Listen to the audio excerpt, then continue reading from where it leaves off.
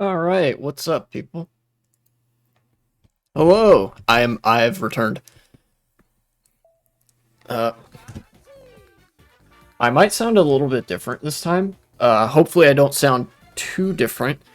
I turned the volume on the microphone itself all the way up, but then on OBS I made sure to turn the volume down, sort of put the negative decibel modifier on my microphone so that the volume fell within some generally pretty acceptable levels. You know? Hopefully, it's not too loud, the audio isn't too clippy, and things of that nature. But we'll see as the stream goes on. Definitely, anybody in chat, let me know if I'm too loud, too quiet, and I can adjust the mic levels accordingly.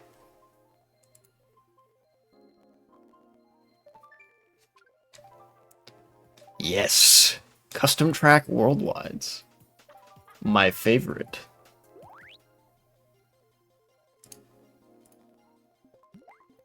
Aha! We got a room.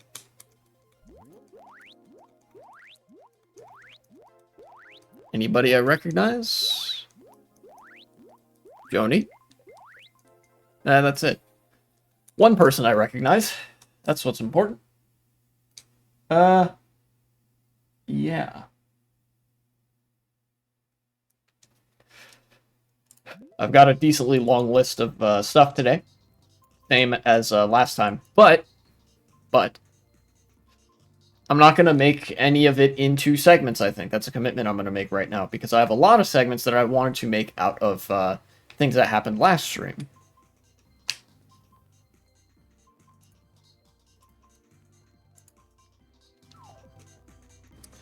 Ah, they were playing on Desert Fort. Very, very cool track. I like this track a lot.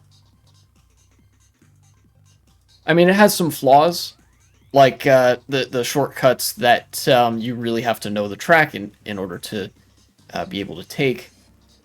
But I remember playing earlier versions of this track in CTGP, and I always have a soft spot for the CTGP tracks that are a little bit longer. Reminiscent of the old days of custom tracks when it felt like it was a special expansion onto Mario Kart. It really felt like more and more and more. Obviously, the short tracks are nice too. Good for a quick and easy race, but I don't know. Something about the long ones.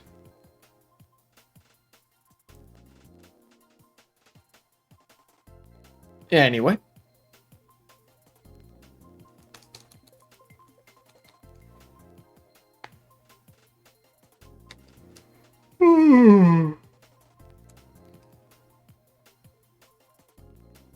I am waiting for several moments, in fact. One of my favorite pastimes, waiting a moment. I'm very skilled at this, you see. Anyways. Aha. Random. So, let's get started. Let's just hop right into it. How many things are there? 2, 3, 4, 7. Okay, not bad. Let's start with Business Insider. Not a news article or not a news outlet that I typically go to for anything in particular. But I figure if I get things out of the way early, it would help the quality of the stream to be able to talk about things that I want to more casually later. Spooky Swamp. I think I know what this track is. I think I've played it a few times before. We'll see.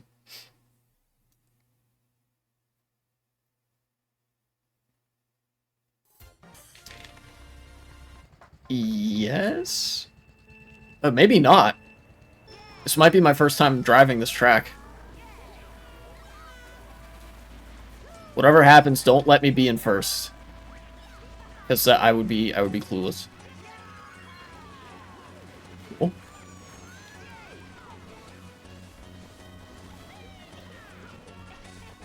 Uh-huh.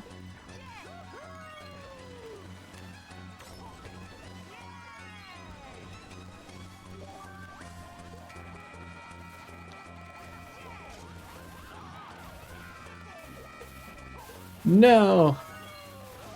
I've been struck by a thundercloud.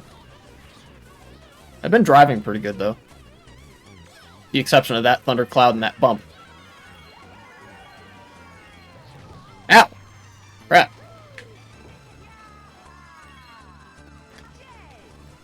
Who does that? Man.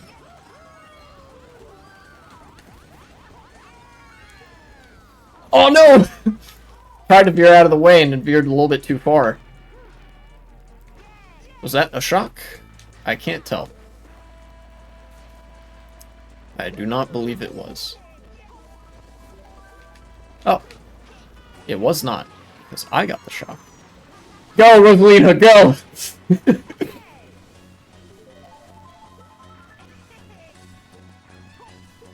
I believe in you.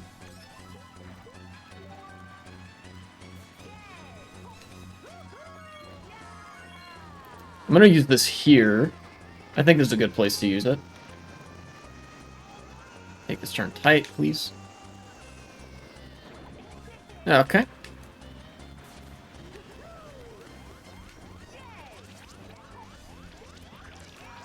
Definitely faster to take that bottom route, I'm now realizing here.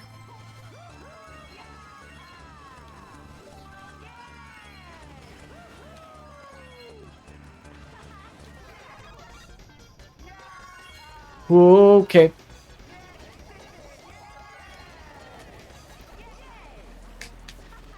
Okay. Whew. I'm managing all right.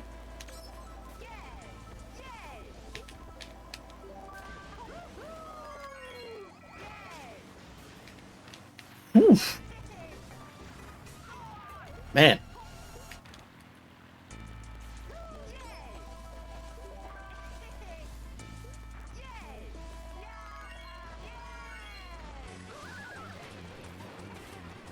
Alright, there's more spots to be shocked. Not too upset about that. Besides, I think there's an item coming up pretty shortly. Yeah, here we go. Cool. Mushroom. Probably do something like that. Oh no, that's off-road? Oh, that sucks. I didn't realize that. Oh, I should have looked at the mini-map. Dang, dude. Okay. Alright. In any case.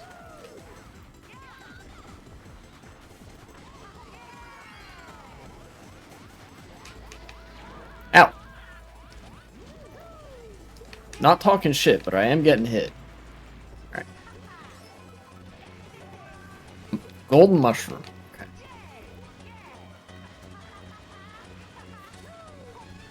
Seventh? Okay. Not awful for the first time playing that track, you know, gotta say. Did that Toad get first? That's kind of wild. Alright. So, Bloomberg, as I was saying. We have a story about Arlington, Virginia. That's where I live. Arlington, Virginia gave $500 to 200 low-income families with no strings attached. It helped them catch up on bills and quit second jobs. But many still struggle with housing. Yeah. Participants of a guaranteed income program in a city outside of DC said they obtained better paying jobs and paid off debts, though many went into more debt paying for housing. This was a program started in 2021, I'm reading here. This is a pilot, this is like the initial launch of this, that gave 200 randomly selected low-income working families a $500 a month just gift with no strings attached. Or no, wait.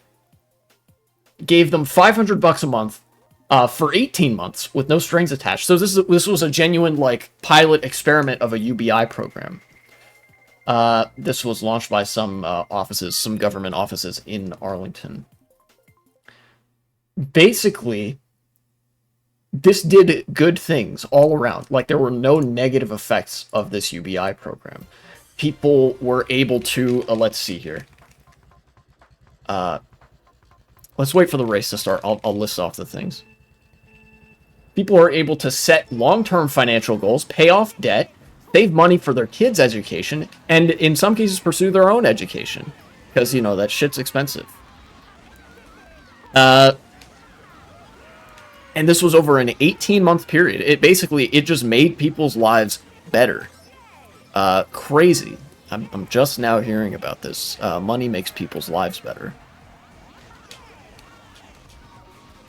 I really didn't want to get hit by that bullet bill. Like, I really didn't.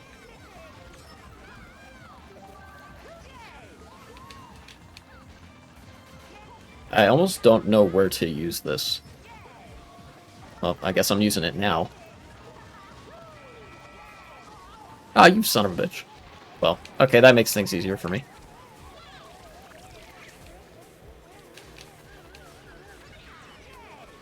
No, I didn't get an item. Despite the successes, the very obvious successes of that UBI program, I have no doubt that it will be instantly dropped once the public ceases paying attention to it. I'm under no delusion that this experiment will lead to more trials in the future. Because this is not like an unknown quantity. We know exactly the kind of things that UBI programs, Housing First programs, and the like are capable of doing for people. And there's a reason that they remain as pilots and never get implemented as full programs, and that's because, well, two things: inertia, and then also the interests of the ruling class. I think I'm going to use this on that big spiral section. Like this. This is such a good spot to use the bullet. Wow, and there's top 3 right there. Huh. Give me that mushroom. Yes.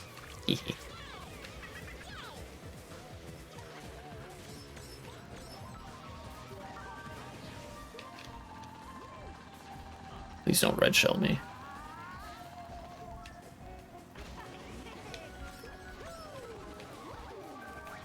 Ooh.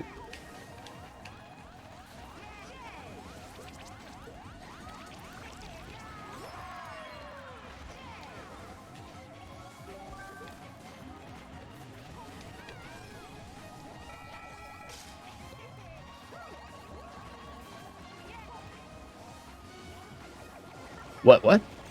Why did that happen?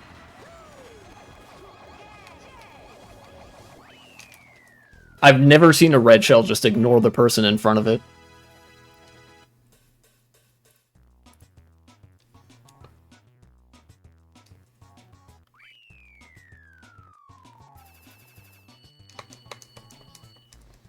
Let's go next race. Let's see more about these pilot programs. There's a bunch of these apparently in different states across the country. Yeah, at the start of 2024, there are nearly 150 guaranteed income pilot programs nationwide, testing out varying degrees of payment, length, and participant qualifications. Participants in some of these experiments focused on paying for their housing, and then others had participants that focused mainly on getting out of debt.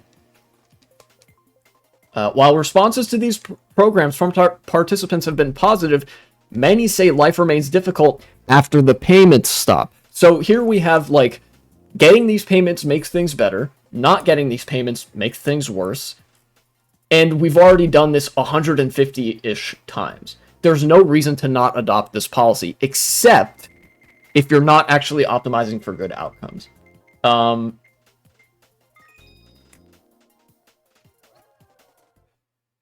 And that's probably why we haven't really seen any of these things remain permanent, because neither political party actually has an interest in solving these systemic issues. Not right now, you know. At the local level, Republican parties definitely don't, and you know, the Democratic Party doesn't either. Not in Arlington, Virginia, not in a lot of these other places, you know.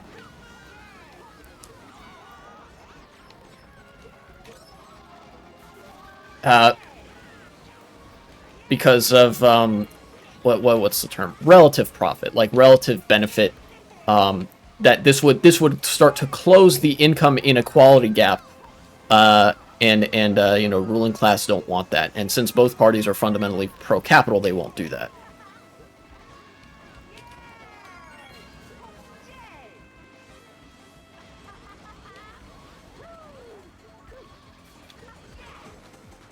Yo, what's up?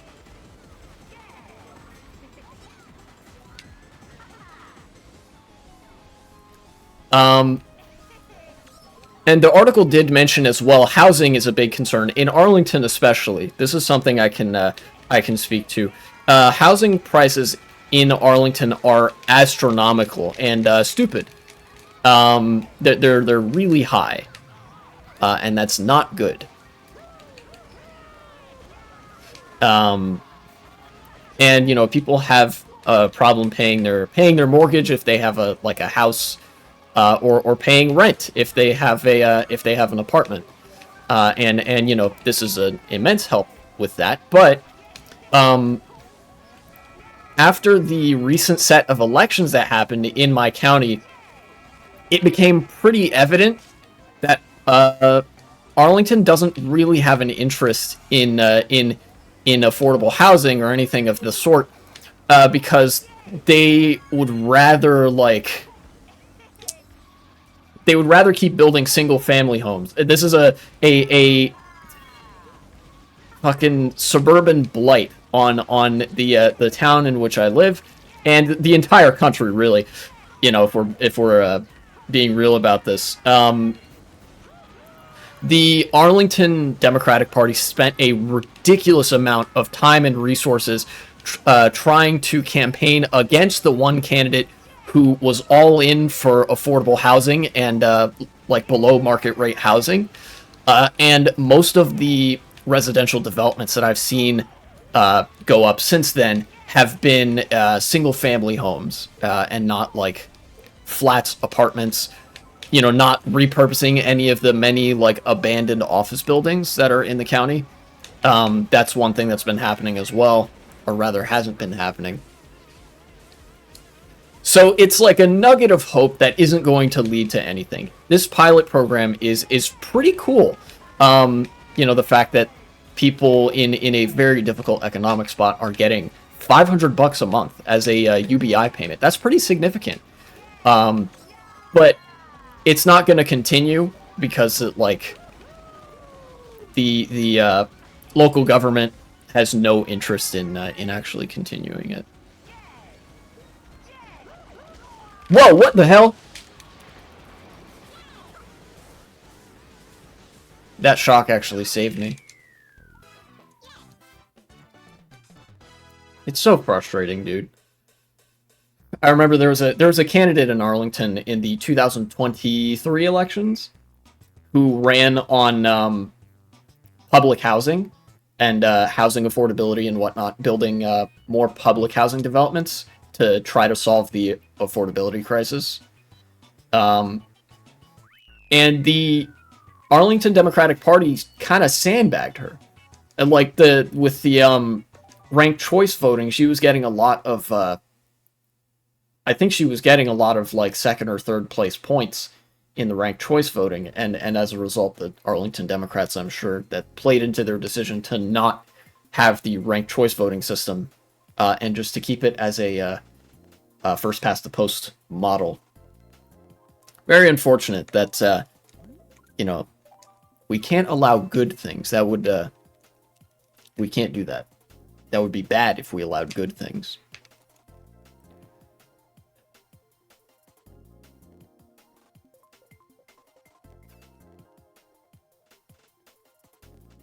All the other candidates were campaigning on missing middle. Missing middle is a fucking junk term in local politics, which is how do I describe this? Missing middle is low to mid density but middle income housing. It is not low income housing. When you hear somebody say missing middle, they are not talking about affordable housing. They're talking about housing that will be offered at market rate It's basically like, instead of building housing that's already gentrified from the get-go, we're going to build housing that's theoretically available to middle-income people, but then is going to be bought instantly, and then the problem is just going to resurface later on. You know, because a lot of the houses that aren't huge but are like going for like $700,000 to $1 million. Seriously, the prices are pretty fucking unreasonable in this area. A lot of those are the kinds of houses that would be built in this like missing middle plan that everybody loves to advertise, apparently, in this area. It's effectively rebranding the existing status quo as somehow being the solution to the problem.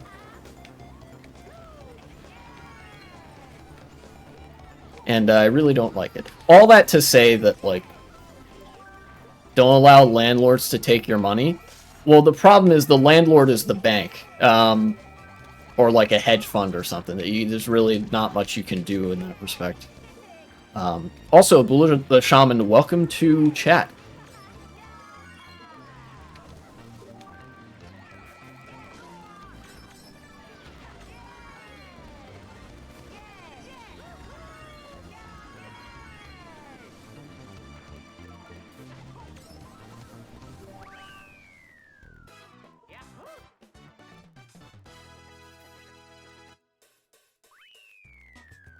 Yeah. Also, the fact that they means tested the UBI is pretty cringe. It's all bullshit.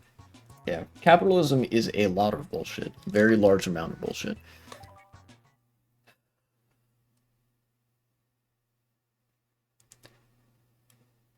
Where is the... Does this article say anything else? No, it doesn't. Okay. Yeah, I think UBI would be a good idea, but my city isn't going to do it. The state isn't going to do it. Nowhere in the United States is really going to do it. Things would have to get pretty fucking dire for them to even consider that seriously. You know, every now and again there will be a like pilot for a policy experiment where cities around the country, towns around the country will say, "Hey, we're trying a UBI program. We're trying a housing first program." I shouldn't have even capitalized landlord. Why not? I mean, landlords are still landlords? I don't know if the capital letter has a different implication. No, fuck it, they're not lords. Well, they kind of are. That's one of the biggest failings of capitalism, the transition from feudal economies into capitalism, or feudal politics into capitalist politics, is that you still had landlords. And they are, like, one of the more dominant socioeconomic classes, right? Like, you know, there's a pretty big overlap between the landlords and the capital-owning class, and in some ways, the capital-owning class is just landlords by a different name. They own a deed, a title, and the revenue that they get, their status, their money, comes from the ownership of that title. They don't actually work for their money. The same is the case for landlords. It's fundamentally the same model of money-making. You know, from the local level, like, people who might own a flat, all the way to the corporate, like, real estate developers or whatever, and then, you know, people who own however many shares in a given company, and it's I don't know exactly what I'm waffling about. We think we've made so much progress, but we're still fundamentally suffering the same problems.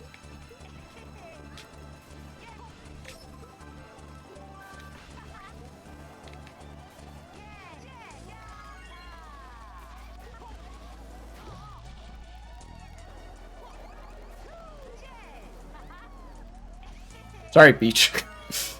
I had to do it to him.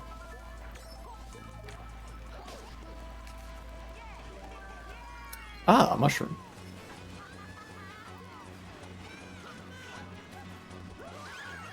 Ooh. Lucky I didn't get completely taken out by that shock. What the f- Funky, what is wrong with you?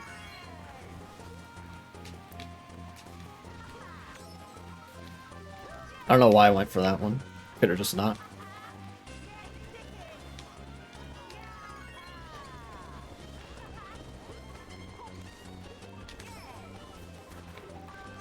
I got a mushroom in second. Huh.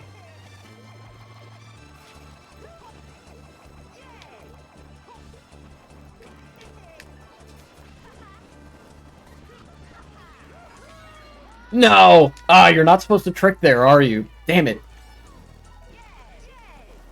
I'll have to remember that for lap 3. And it's a good thing that shock was used when I was in last and not when I was closer to first.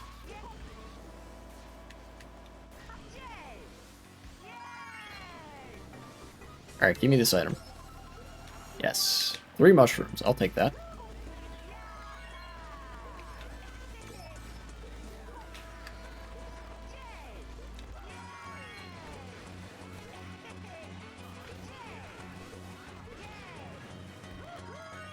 Okay.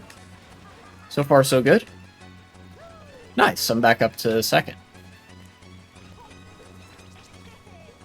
This Carter guy's such a god. He's running it up here in first. Here, I'll take this one. No!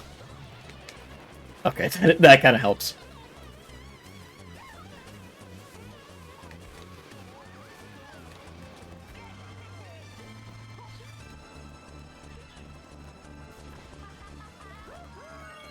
Oh, you gotta be kidding me, dude! What do you even do there?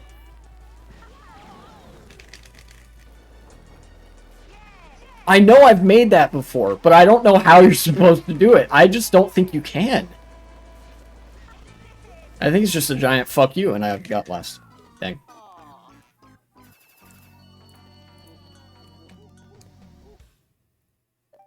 I'm prepared to take that race as kind of a wash.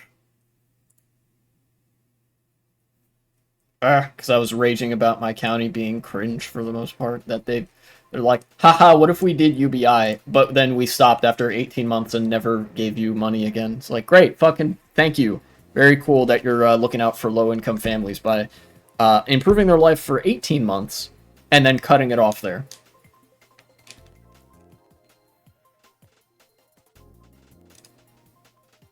I actually don't even know how I would, like, vocalize my frustration with the Democratic Party, because the Democratic Party has basically uncontested control in Arlington. If they wanted to do this, they would.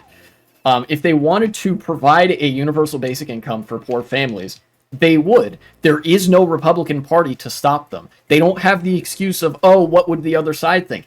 There is no other side here. You can just make somebody's life better. You have the permission to do that. It's not going to make you lose. In fact, it would probably make you win even harder. But, you know, the Arlington Democratic Party has some very problematic ties to real estate developers in the area. Like I said, with all the single-family housing that's going up, and the fact that a fucking one-bedroom apartment, like a condo, costs $300,000.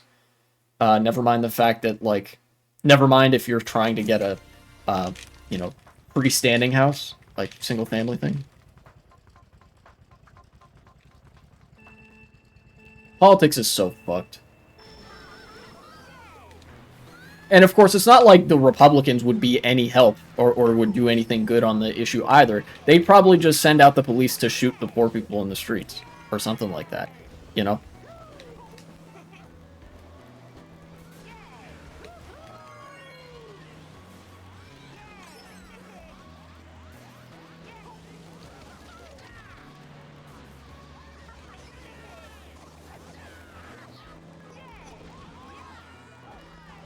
I'm dead. I got bumped.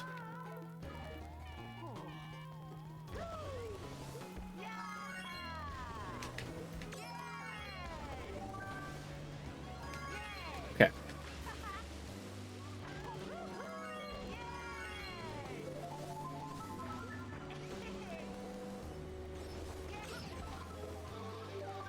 Aha! Gold mushroom. I could probably start using this here.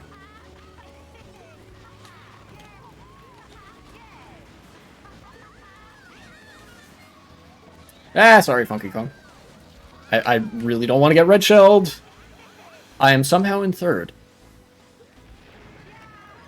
And I am now somehow in first. I'll take that.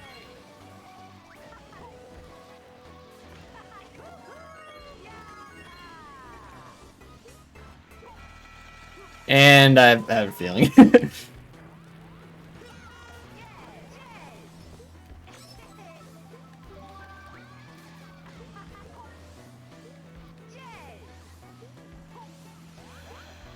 Ah, I see.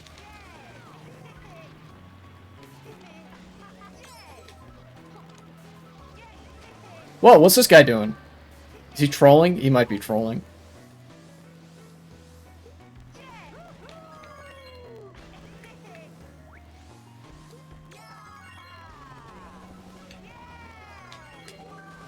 Oh no, what the hell?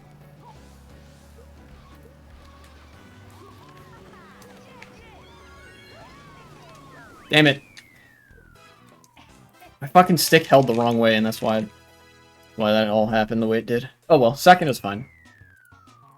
Really upset at that one mistake I made at the very, very end. 9 players, sure. Moving on from stuff that's happening in my actual city of residence, let's talk about some stuff happening in my state of residence. Usually jack shit happens in Virginia, but no, this time apparently things do happen. From More Perfect Union, one of my favorite news outlets. Thank you. Virginia Governor Glenn Youngkin wants taxpayers to pay more than $1 billion. That's a lot for the state of Virginia. For a new arena for DC's billionaire-owned NBA and NHL teams. And senators in the Virginia legislature are trying to kill this deal, and hopefully it dies in the chambers of the legislature. That'd be cool. This is what happens when you have a at least somewhat competent Democratic Party at the head of things, right? Like when there are Republicans to fight. I will endlessly talk shit about the Democratic Party, but they don't always have purely negative points. That is reserved solely for the federal Democratic Party. State-level Democratic parties can do good things sometimes, Virginia being one of those state Democratic parties.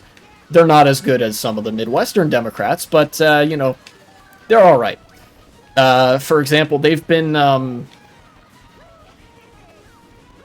decent on like, the issue of sports politics.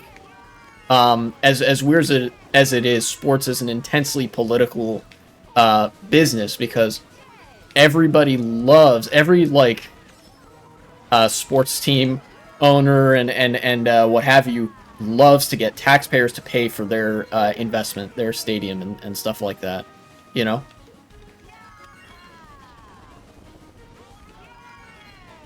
Eh. Okay.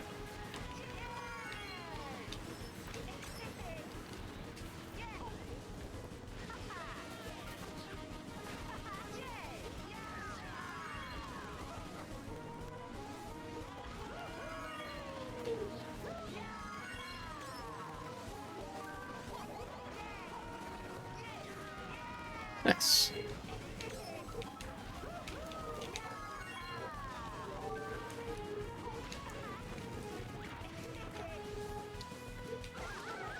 Ooh, I see. Pikachu. God damn. Oh, I remember them from last time, I think. That was a good attempt.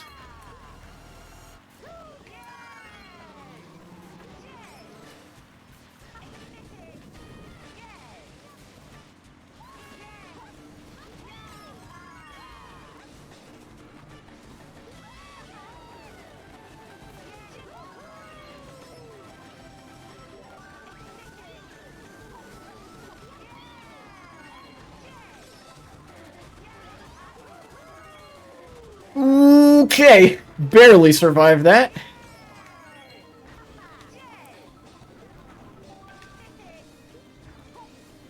I drove so well that race.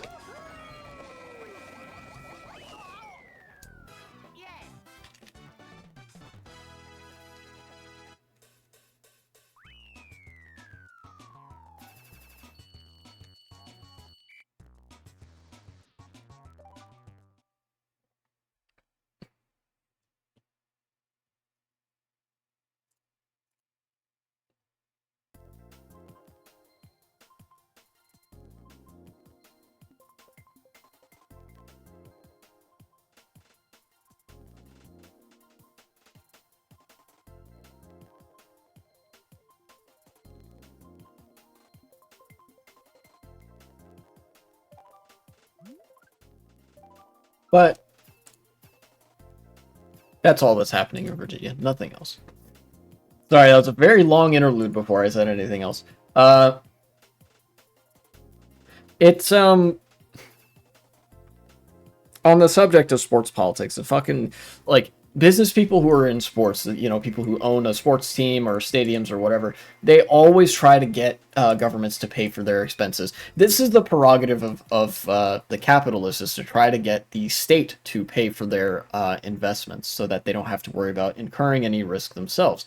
This is why when anybody tells you that business owners are risk takers, like that's fucking some part of their job or whatever, no, that's actually not true. Their job is to actually take the minimal amount of risks possible, and if they're gambling, to always do it with somebody else's money. You know, that's how you get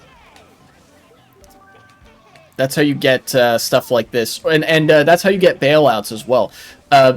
Billionaires do a ton of speculative investing on like garbage stuff, you know, junk bonds, unsafe mortgages, whatever it might be, and then they like cry about it when they end up inevitably losing money on those investments, and they try to get the government to come bail them out, and it's a whole thing.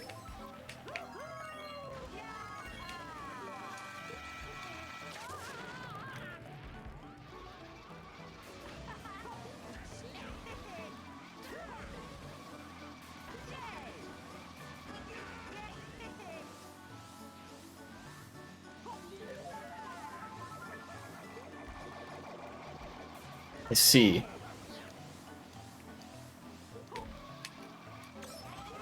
Dang.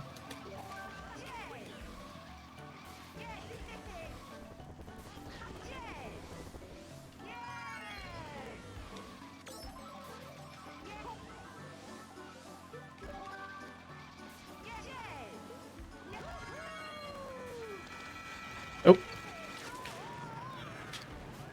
I see.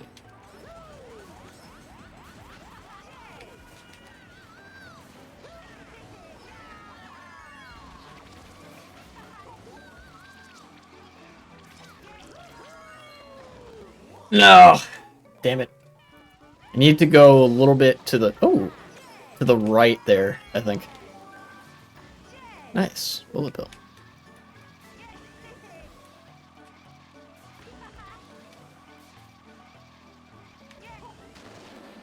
Let's have this get me back in the race.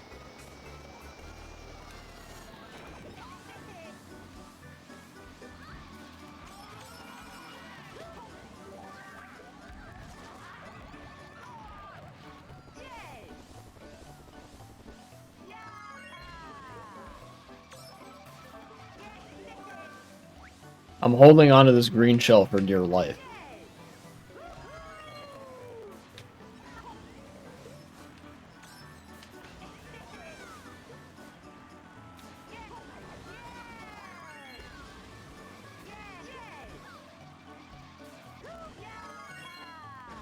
No, what the oh, you have to trick off that other thing? That's so lame. Lame design.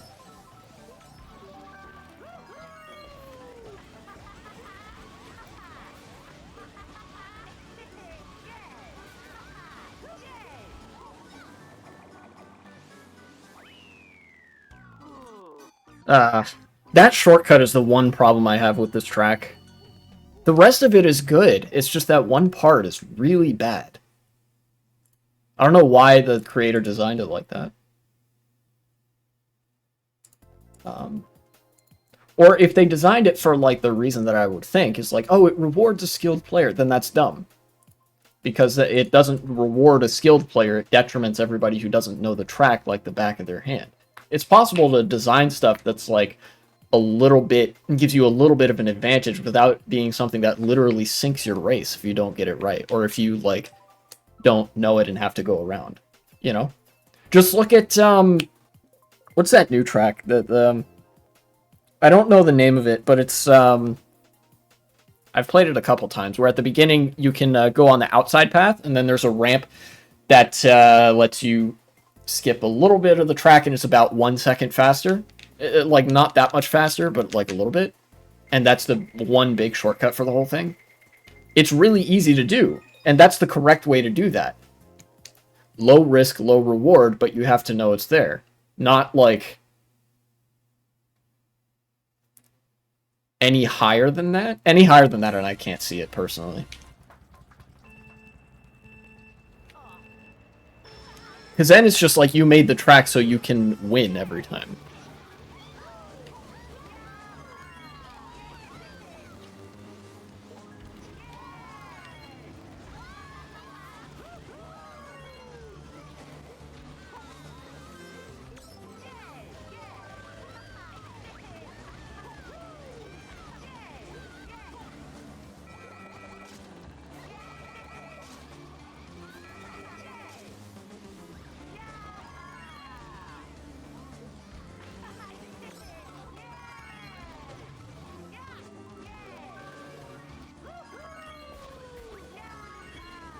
Oof. This is another track that can give you a lot of trouble if you don't know it.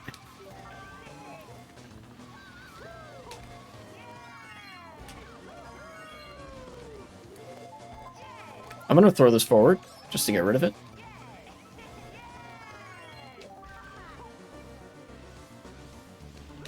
But I don't want to get rid of this one. Not yet, anyways.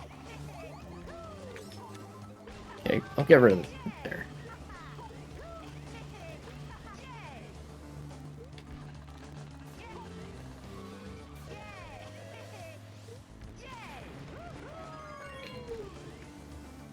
Oh, man, okay.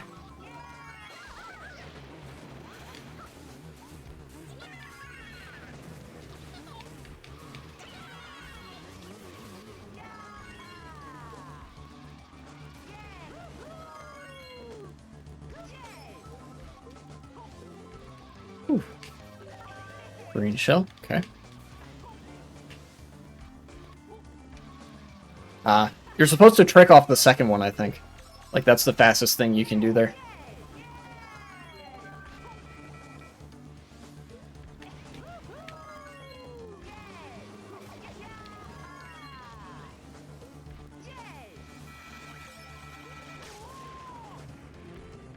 Haha, too late. I'm on the boost panel of fun and happiness. Can't crit my style. Ah.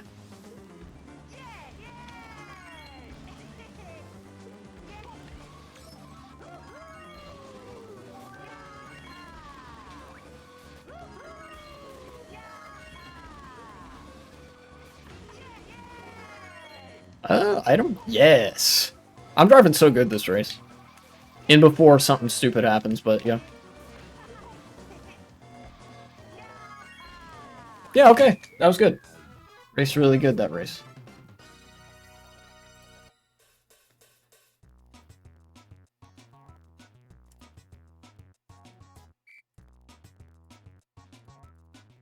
What else did I want to talk about? Oh yeah, something cool is happening in Greece.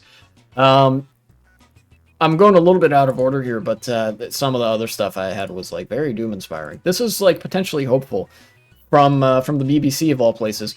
Greece on the brink of legalizing same-sex marriage. Very cool. Don't know why they phrased it like that, but apparently there's going to be a vote held on Thursday of this week, which would be, let's see, the 15th. let's see. There's this is some personal anecdote stuff, but let's get some of the other political attitudes around this, where like obviously the correct thing to do is to legalize gay marriage. We know this. But the church in Greece is not a fan of this move. Orthodox Christianity tends to be the vanguard of fascism nowadays, at least the aesthetics of Orthodox Christianity. 15 of the EU's 27 members have already legalized same-sex marriage, and it is legal in 35 countries around the world. Greece has lagged behind European neighbors, largely because of opposition from its powerful church. If the law passes this week, it will be the first Christian Orthodox majority country and the first in Europe's southeast to have marriage equality. Same-sex couples would also be legally allowed to adopt children, but not to have a baby through a surrogate, which is only legal in Greece for heterosexual couples. Can't get all of the W's right away, but that's better than nothing. The Greek prime minister said Greece geographically is in the southeast, but culturally and politically it belongs to the west. And he was part of actually the legislative committee that drafted this bill to legalize gay marriage, which is pretty cool. As far as like center right parties go, that's a lot of times that's like better than you would expect.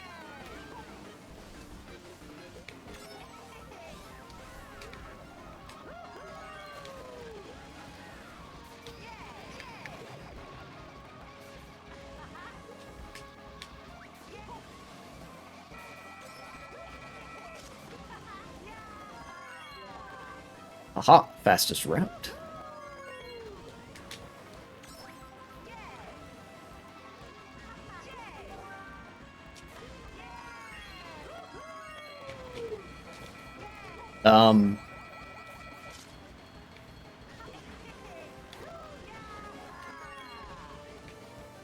Like I said, I don't know for sure if this is going to pass, but it seems like, this would be a good time for it.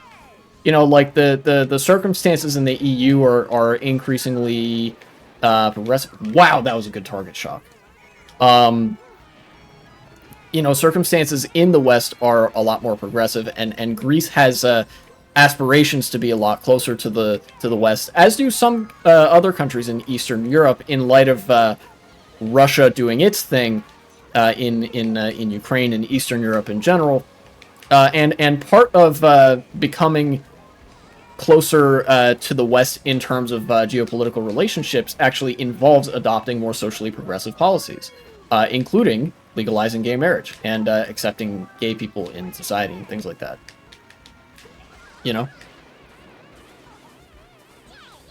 This is a rare W for cultural imperialism, but, like everything in geopolitics is some flavor of imperialism or another, so that's just kind of how the game works.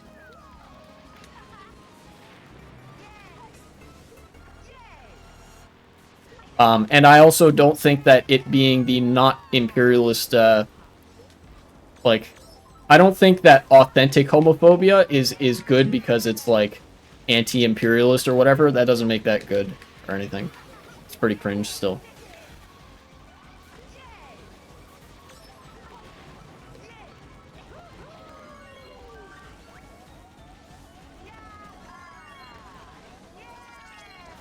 No! How did that happen? What? I can't believe I overshot that by that much.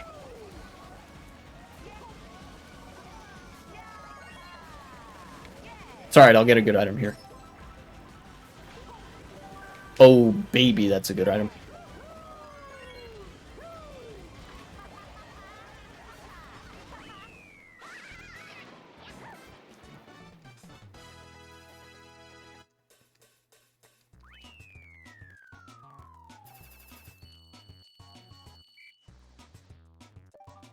Alright.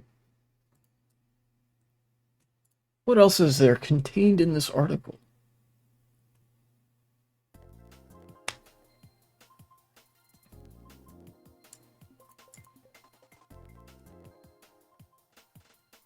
The church has been conducting mass protests. There's some sort of like discontent in the legislature. Some conservative lawmakers don't like this very much.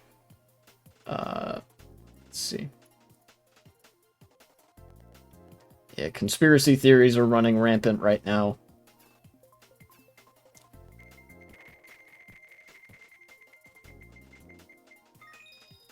And that seems to be the state of things right now. Not a whole lot I can say about it. It would be, I mean, obviously it'd be good if Greece legalizes gay marriage. It would be bad if they didn't. But we'll have to find out on Thursday whether they will or not. It's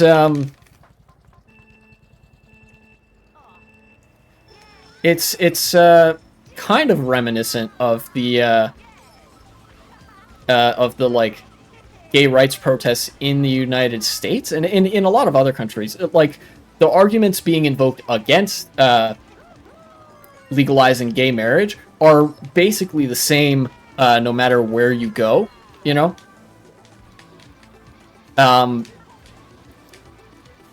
But you find a very diverse range of experiences, opinions, and attitudes among people who are not fascist and who are not, like, super conservative and stuff.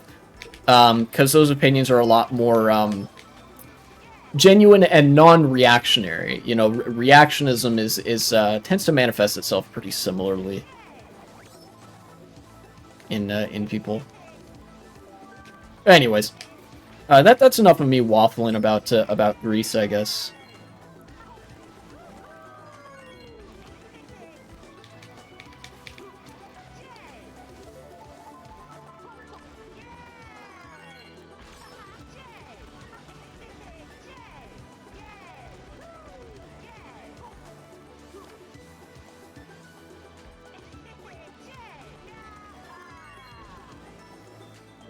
Oh no! Rip.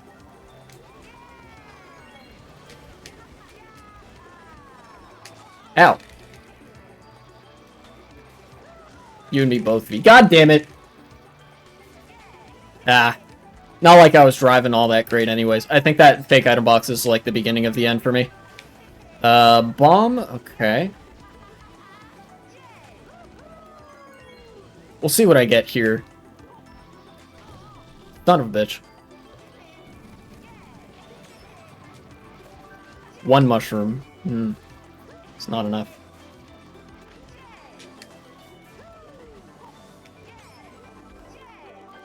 Three green shells. Also not enough.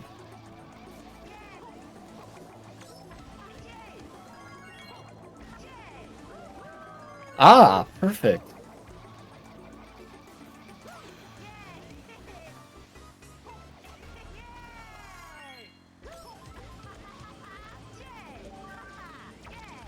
The best item.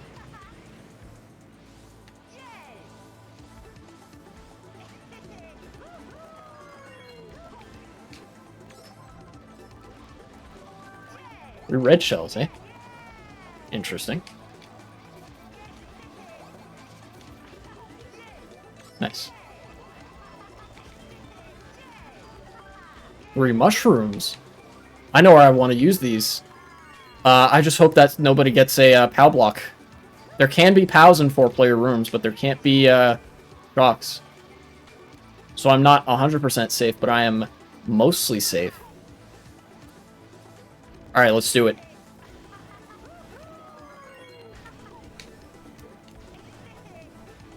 Yeah! Nice. Oh! Very good item usage at the end. That fake item box, like halfway through, was devastating. 24 across the board. How often do you see that? I'm gonna leave this room and try to find another one.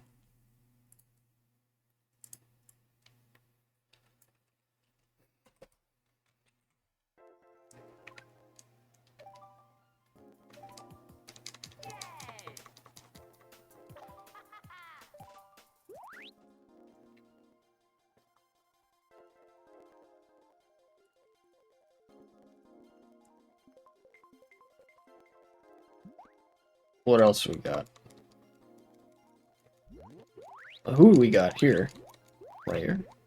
Xenon. Wins. Jake. Drago. Octo. Leon. Twister DX. Okay. Nobody that I recognize, but, you know. That's okay.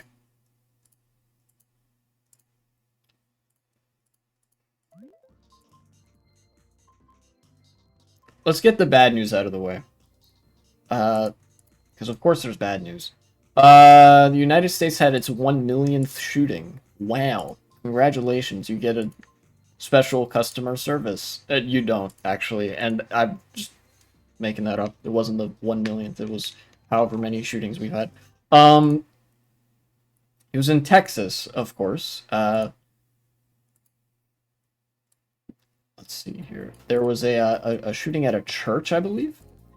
A woman went and shot up her own church, and injured a lot of people, I think, or at least a fair few. One of them, I think, being her own daughter, if I'm remembering the story right. Look, every shooting in America just kind of blends together for me, unfortunately, because it's like it happens so frequently that I've become kind of numb to it as an occurrence.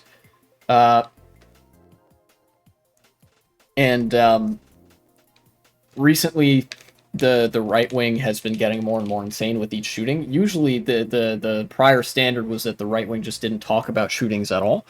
But nowadays, because the right has gone off the deep end so hard with regards to the trans panic, they've decided to make every single shooting about the transes, as it were. And this one is no different. Here we go. From Alejandra Caraballo, friend of the channel. I don't know her personally, but she does cool journalism, so in that respect, she is a friend of the channel. Far-right extremist accounts, like Libs of TikTok, rushed to call the shooter at Joel Osteen's church a transgender woman, despite the fact that she was cis. The police have just confirmed that this is not the case, and she was the biological mother of the child who was shot. Obviously nobody on the right is going to retract any of this. They're not going to apologize for any of this. This is by design. This is, they love to, peddle propaganda and, fake news such as this. You know. I'm going to use this here. And I think I saw also there was a video of the preacher at this church. It was I believe it was a mega church, if I'm not mistaken, being like weirdly gleeful as he was saying, like, we're devastated by this attack. This attack killed kids and whatever. Very, very odd behavior.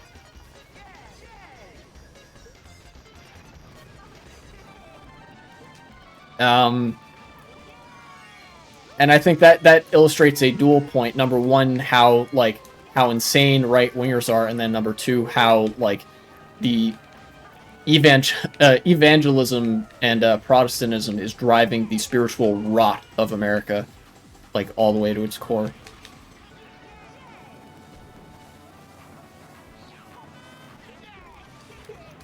Whoa, what? Somebody was holding out a blue shell, I guess. I didn't get an item. It's lame.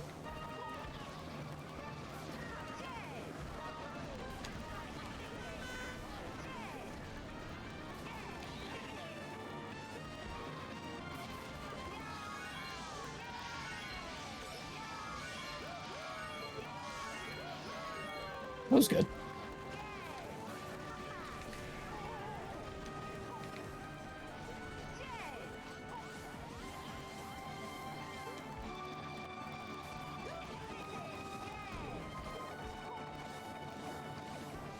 Okay, second place. Whew.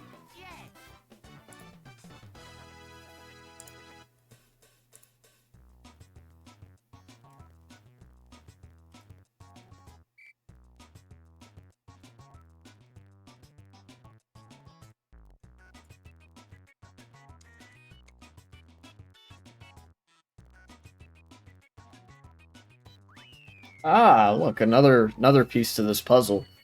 Even Elon Musk jumped in to throw gasoline on the disinformation fire. This solely arose because the shooter used various aliases that were documented on arrest for charges including forgery. It's not uncommon for arrest records, especially for forgery, to do this. Oh, yeah, yeah, yeah. Okay, so, like, the reason that people reached so hard and called her trans and whatever, and the reason that there was a fire here to begin with is because of the spark that was like, oh yeah, one of the charges was for like forgery of certain documents and whatever, and they used various different aliases. Uh, yeah, damn, even Fox News got in on this. Like Fox News, obviously I have no respect for them, but as a as like the one of the biggest news outlets in the country, they have to play a kind of game where they balance respectability and right-wing insanity to please both their base and like the law. They have to like not get too hard on the wrong side of the law because then that would actually hurt their bottom line and hurt their ratings and stuff. But even Fox News here was like just went sicko mode and decided to report that like, oh, this woman was born a man, but like police have already released a statement to contradict that. And since then, apparently, Fox News edited the article stealthily, issued no apology or retraction. Basically, did like the thing where it's like, "What are you talking about? We had the correct take the whole time." Meanwhile, their previous take was just absolutely out there.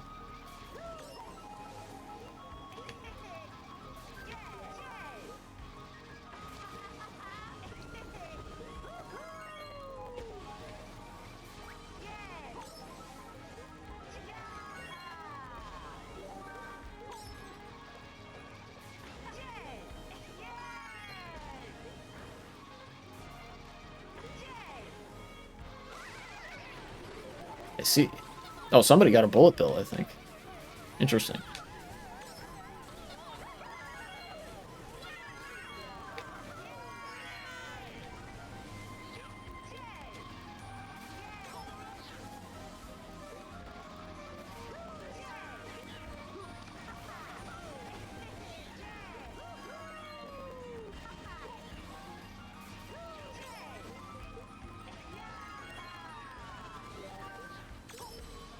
Give me this. Yeah.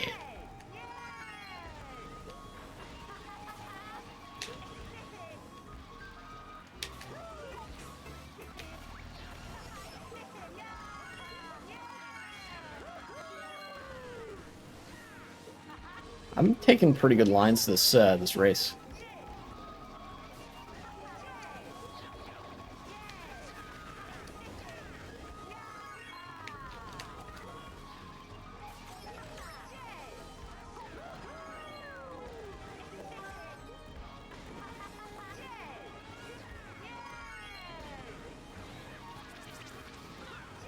No, you fuck!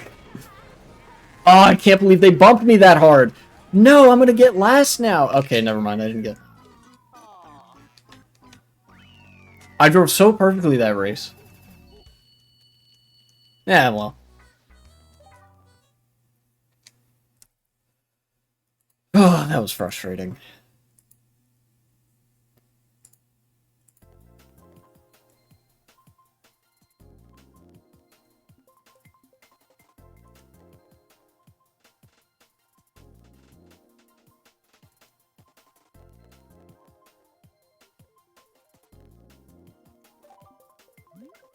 Random.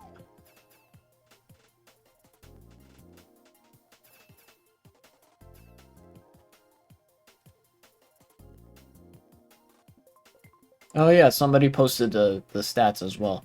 Um, Mass shootings by gender status, 2018 to 2023.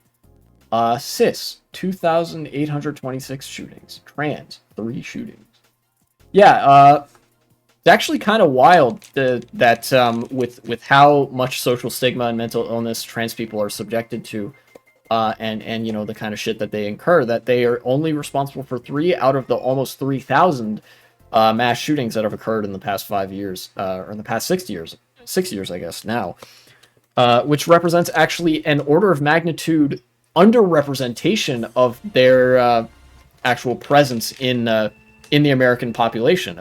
Trans people, I think, to some measure, are roughly 1% of the American population and account for 1/10 of 1% of the mass shootings done in America, which is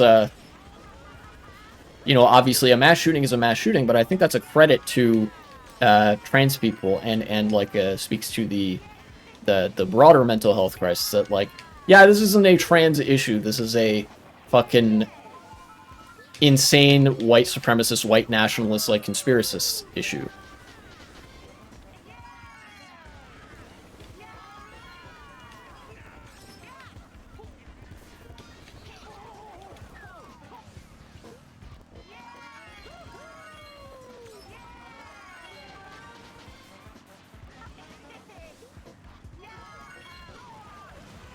Now,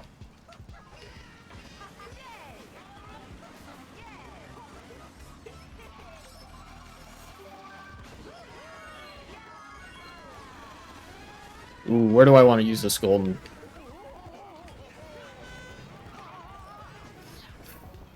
I have to use it soon. Doesn't matter. The shock happened.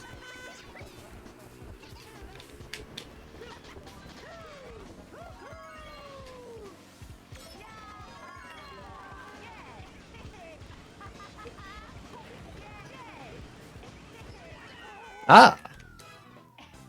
Cool.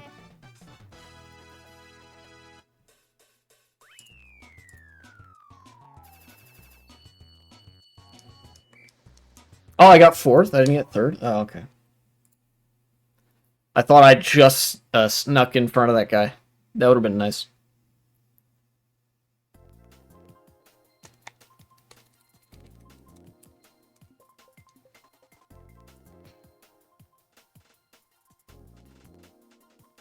Let's get rid of these tabs. Done talking about that.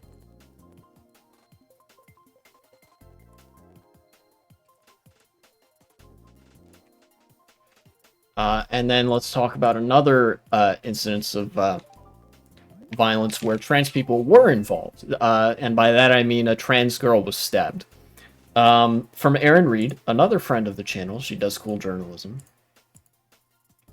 A transgender teenage girl was just stabbed 14 times at a party in the UK and had slurs yelled out at her. It appears she survived the attack, thank fuck. The anti-trans extremism in the UK is terrifying. The UK, for, like, somehow, I didn't know this was possible, but somehow, anti-trans extremism and anti-trans hate crimes are much more prevalent in the UK than in the United States. Because in the United States, I think the social attitudes towards trans people, despite lawmakers being just as insane, are much more progressive. Like, you know, even your average Republican might feign the notion that, like, well, I'm okay with trans people. I think people can do what they want to do, you know. But in the UK,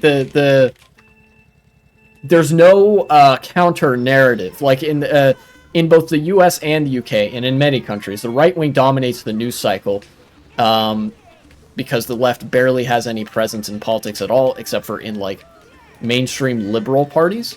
But in the UK, even the nominally left party, you know, the Labour Party, is very transphobic. You know, they abandoned their pledges to protect trans rights. What's up, 1v3? And as a result, there's no countervailing narrative to say, well, no, none of this stuff about trans people is true. They're just regular people, and all of you are insane. So you only get the insane right-wing propaganda, which drives people to commit heinous crimes like this. And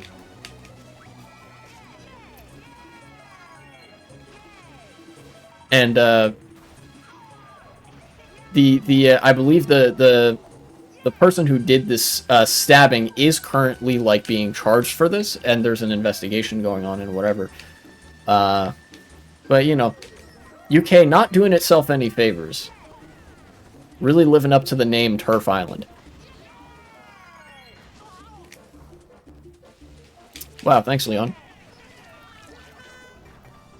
I'm counting my lucky stars that I didn't get hit by any of those red shells.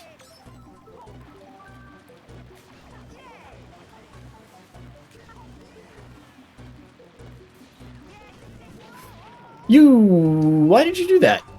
You had no reason to do that. We were in 4th and 5th, respectively, I think. Oh, for crying out loud, dude, really? That item? Fuck, dude. Come on.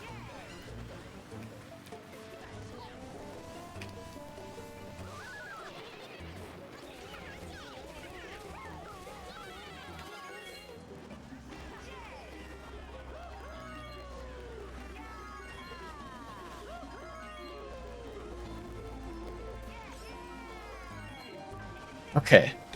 Now I got something good. Get me up there.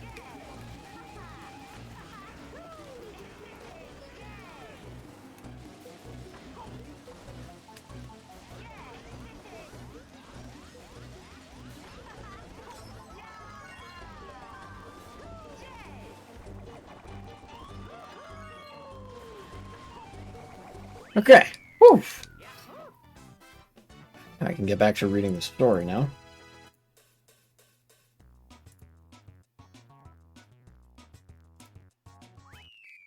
Jesus. Yes, she was rushed to the hospital. A teenage transgender girl was rushed to the hospital after being stabbed 14 times. And she survived, thankfully. I don't know if she will make it out of the hospital, but, we'll see. The victim, 18 years old, was attending a roller skating party with friends when she was allegedly attacked by a group and subjected to slurs.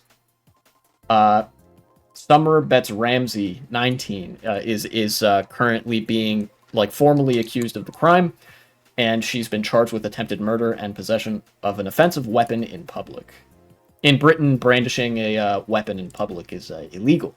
Well, I mean, it's illegal in the United States too, brandishing that is, but just having the weapon in public is illegal in the UK. So that's an additional crime. The prosecutor has confirmed to the court that, quote, the victim is a transgender female. Yeah.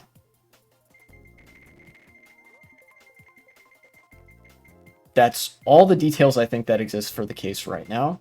The attacker got major main character syndrome and weepily told their parents that they love them. Did she survive? Yes, she did. She's in the hospital currently.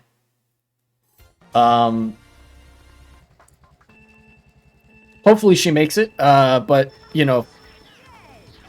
thankfully she did not die as a result of this stabbing. It's going to be a rough recovery, especially given that, Britain is a very, very transphobic country, more so than the United States, in its politics. Not to say, in terms of the general population, but politicians, general, policy-making attitudes, and things like that.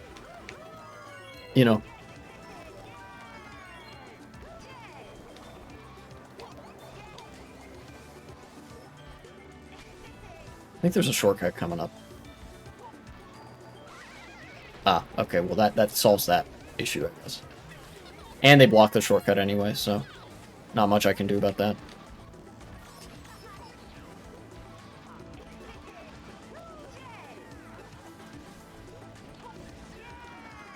Ah, player being cheeky.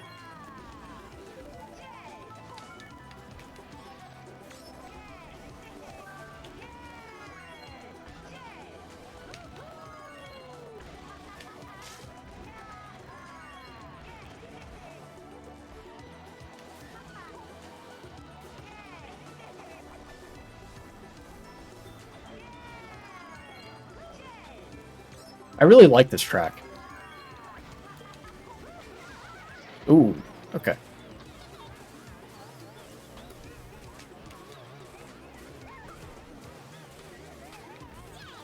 I didn't see, was somebody in a bullet or a mega or something behind me? Okay. Ah, mega. Please don't go wide. Thank you.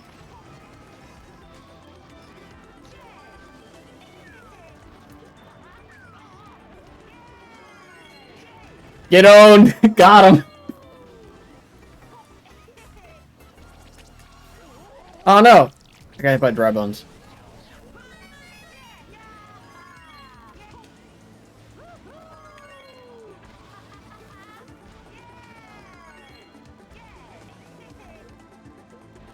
What the hell? I'm now in fourth, third. Oh! Wow, a blue shell inbound.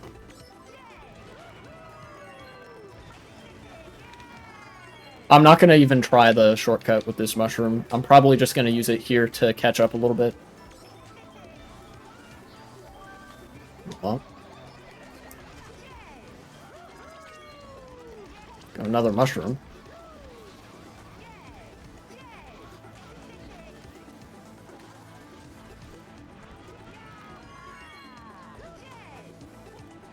Third place. Okay. Whew.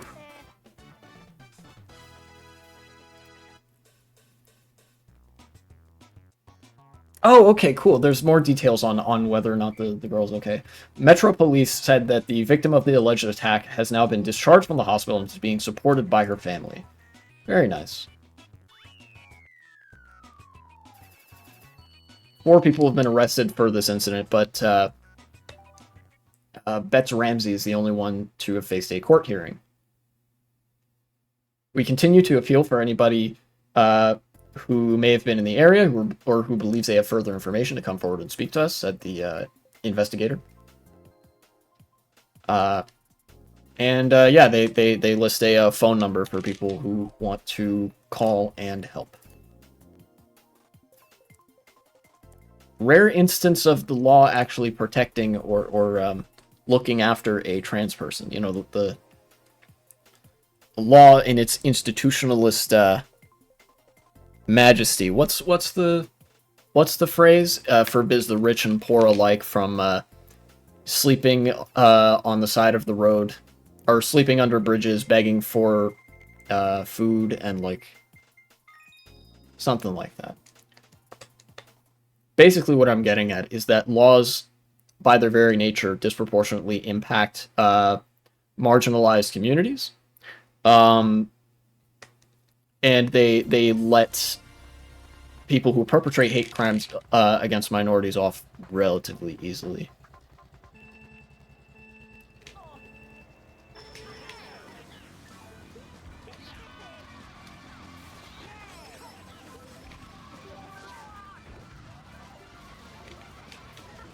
Mushroom.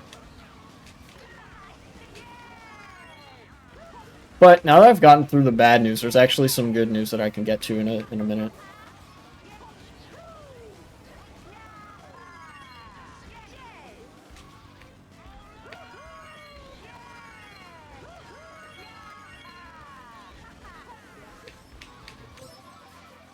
Ooh. Right. Oh, okay. That was pretty spooky. Where do I want to use this bomb, I wonder? Here! Oh, shit. I didn't expect that to have the result that it did.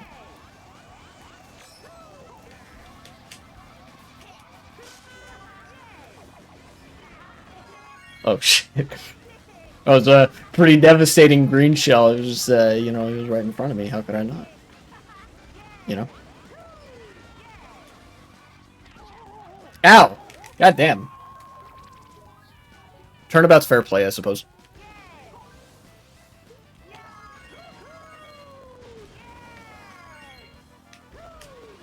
Please give me item. Yes.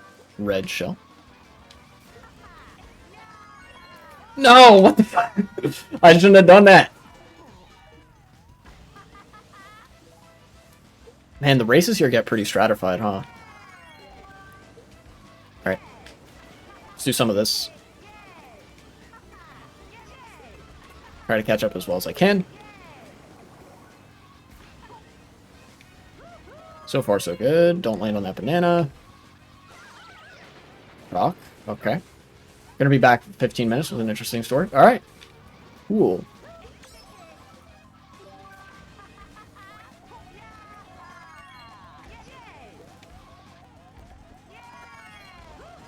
No. Okay. I'm good.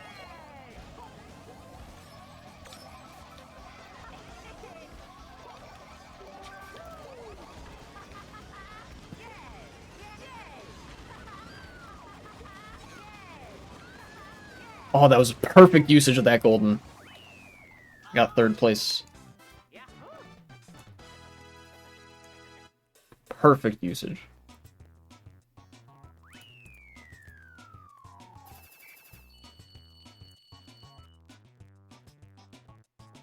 Alright, now, last news item. The last thing that's actually news here. Again, from More Perfect Union. They do some cool stuff. Relatively small, but I thought I'd talk about the implications of this. Illinois could become the fifth state to ban captive audience meetings. Employers use these mandatory meetings in 90% of NLRB elections to pressure employees not to unionize.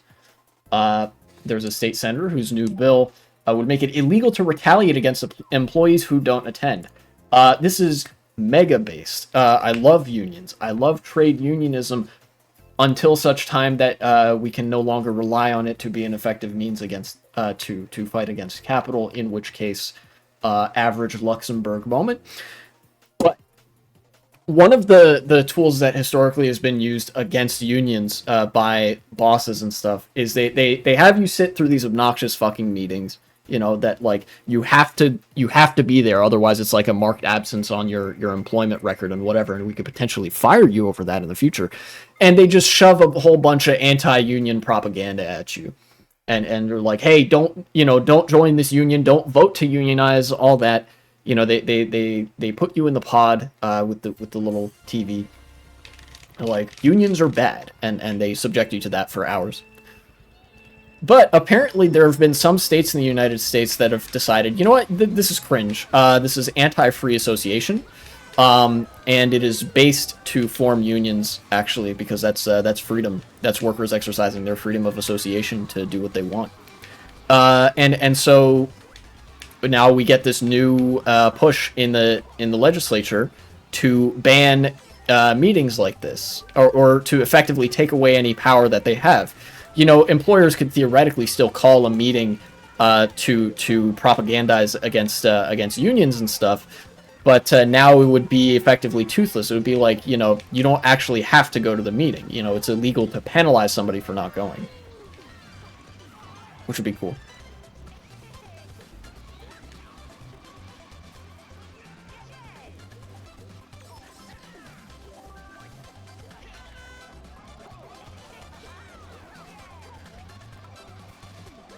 I need an item.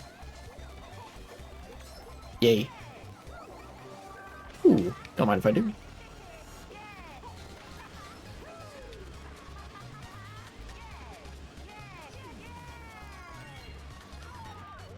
That worked out pretty well. My golden mushroom usage consistently, oh, poor bastard, has gotten me pretty decently far. God damn it, Twister DX.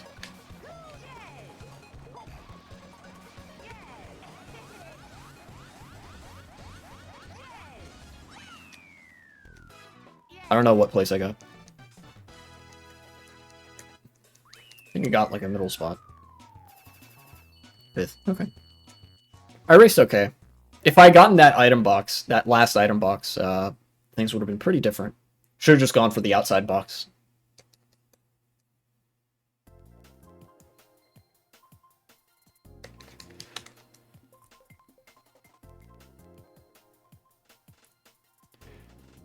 Yeah, you know, for all of the faults with American policymaking lately, and the ineffectual nature of the Democratic Party and whatever, I don't intend to credit this to the Democratic Party in any form, but one of the good things that's been happening in the U.S. over the past couple of years is the resurgence of unionization. Well, you know, we all remember the hot labor summer in 2023, where there were like so many strikes happening across the United States. Workers using their collective bargaining power to get better contracts out of their employers. And this would actually contribute to that. You know, every win for labor rights, no matter how small, is a win that I intend to celebrate, because it gets us one step closer to my eventual dream of world communism. Thank you. You know, I mean, like, obviously I have lofty political ideals about anarcho-communism, etc., etc., etc. That's a whole 3-hour rant on its own. But, like, just the fact that workers are getting better representation, better benefits, better pay, and like a better shake of things is good on its own. And I think as long as we can continue that, we should continue that. You know? That's a really good place to use those mushrooms, I think.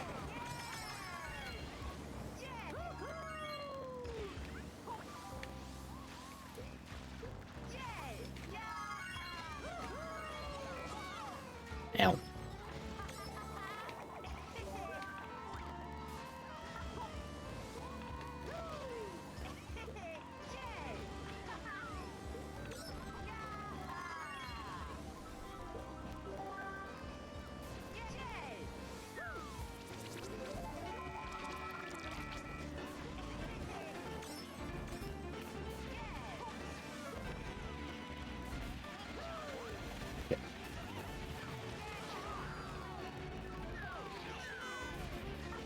Oop. Oh no, I didn't get an item box. That's unfortunate. No, hit the fucking ceiling. Ah. Rip. It's alright, there's item boxes up here. Get one of these.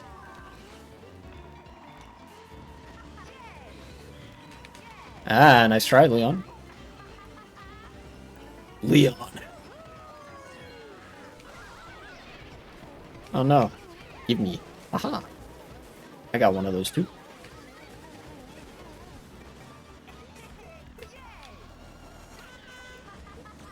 No, I didn't get an item. Unfortunate.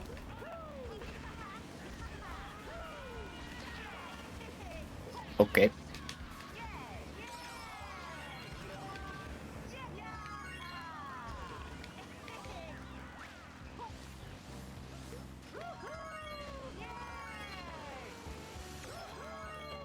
Oh, a blue shell. How interesting. Fake item box. Even more interesting.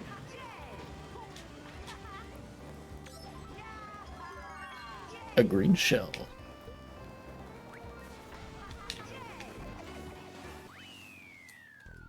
Sorry, player, that green shell was not meant for you. That was just a run-of-the-mill, I'm going to throw this backwards at the line. It wasn't for you specifically. In fact, I was kind of hoping that it wouldn't hit that person. Because I hate when that happens to me. Alright, you're back? Alright, let's hear it.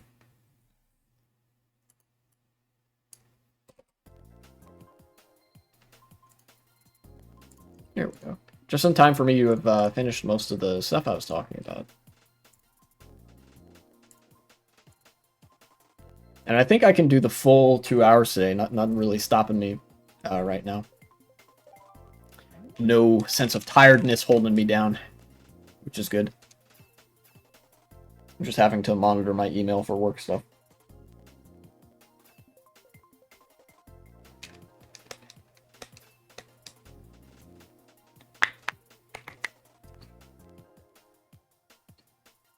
I always pick random. I've taken to mostly picking random for CTGP because there are so many tracks that it like almost doesn't matter what I pick. It is like, you know, fuck it, whatever. You know. Haunted Gardens, okay. So you know how all phones and laptops those all use chips. Yes, like silicon chips, processors and stuff. Yeah. A lot of those in phones and laptops. What about it?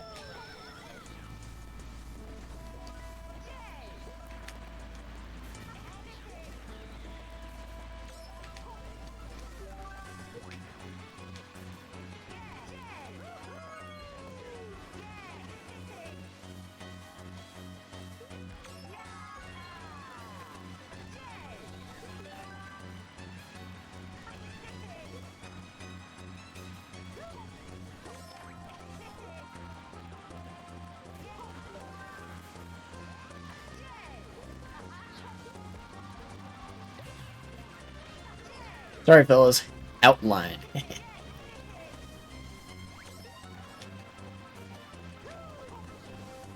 This track is a very Mach Bike friendly track.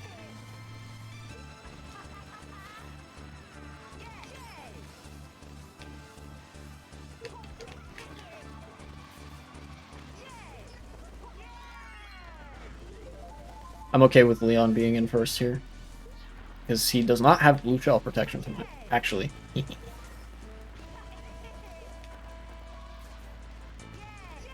Whoa, what's going on? How did player get up there? What?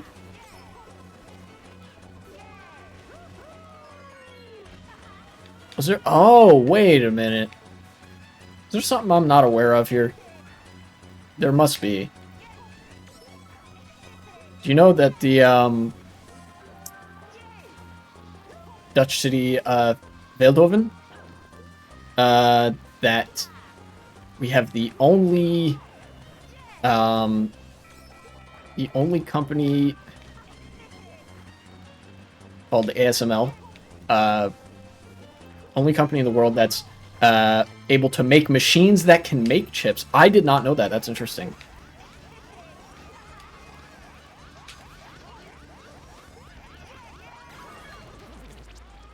There are only 5 companies who can buy those machines from us, like Samsung, TSMC, and all those guys. Huh, that's cool.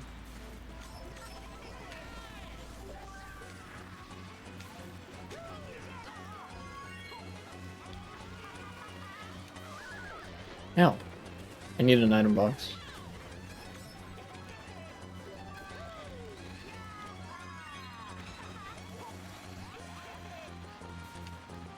Now, here's the question. Can I get away with doing this shortcut with the... Well, I guess I'll never know because I passed it, but, you know.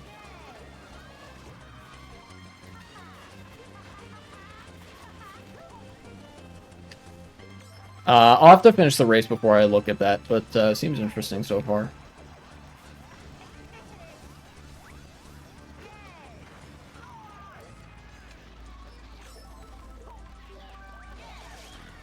Oh, no.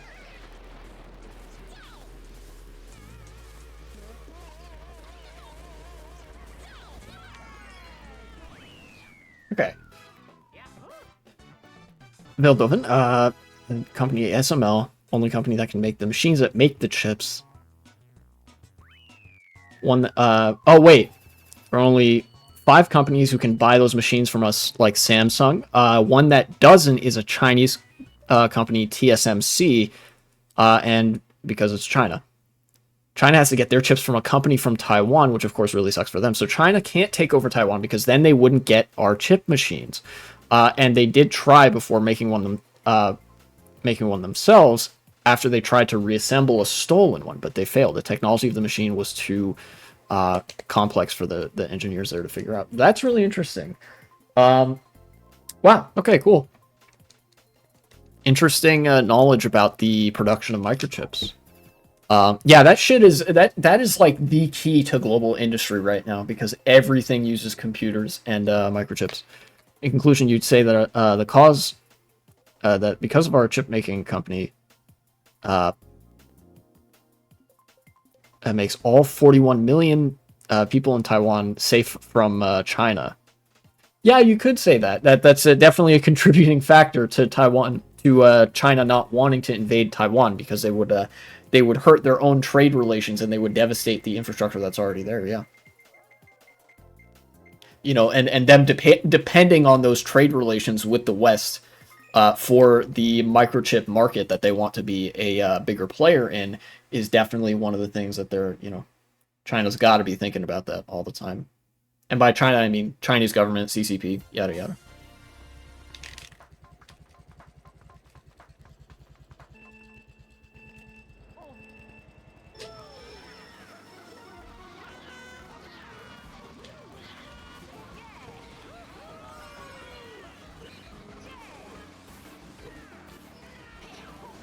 For once, I'm glad I got hit by the mud a little bit in that instance.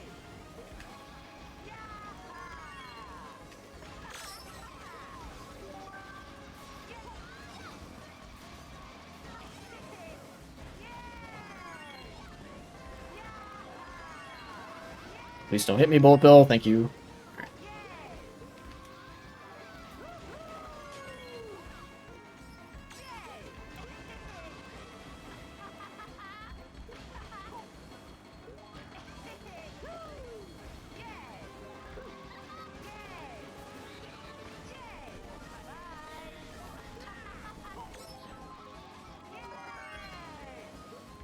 Somebody's gonna do the shortcut here.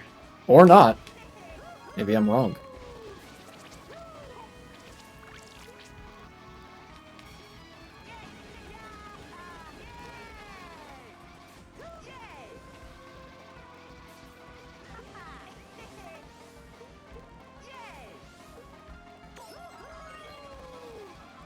Ow. I'll have to use this mushroom somewhere. Coming up. It's possible somebody behind me gets a red shell. Or several, for that matter.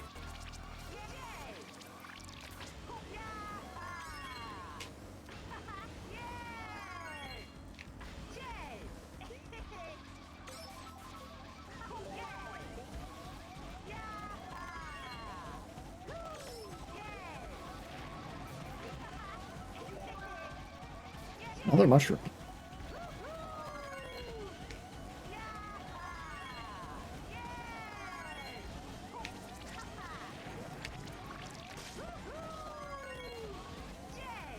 Interesting. So English says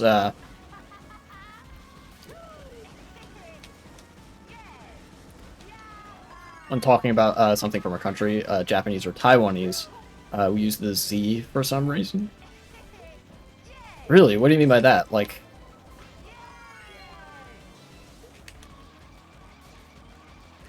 when you say you use the Z.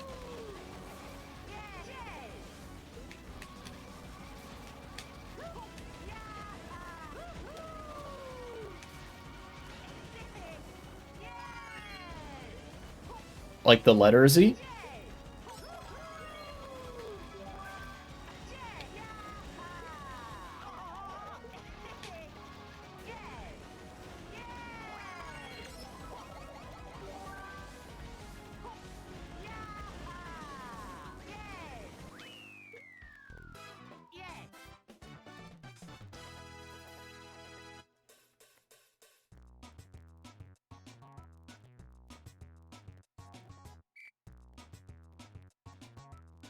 You just do... Oh, okay. It's all good, all good.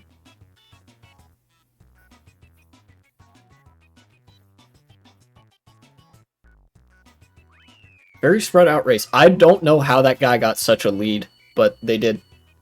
So.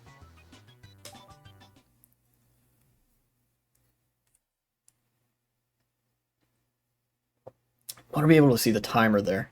That'd be good. There we go.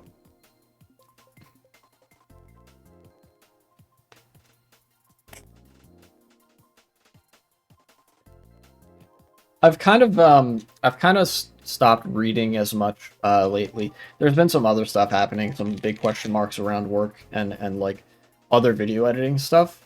So I haven't really been in the like. I kind of stopped reading as much as I wanted to, but hopefully I can change that today. I'm gonna read some more, but I did read one chapter recently of Adam Smith. I'm currently reading The Wealth of Nations just to see what Adam Smith has to say about stuff. And so far, I don't know what he's cooking because I don't think he knows what he's cooking either. I mean, maybe he does, but he's not good at writing. That much I can say. I read a chapter about... Fucking, what was it? I don't even remember what the chapter was about. I think it was about, like, money and exchange value. Like, use value... No, I remember what it was.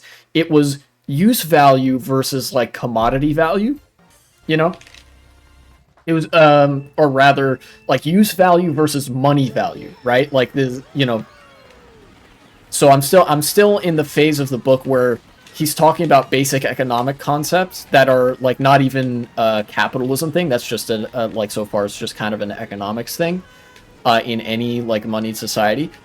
For some reason, like, 2/3 of the way through the chapter, he just rambles about corn. Like...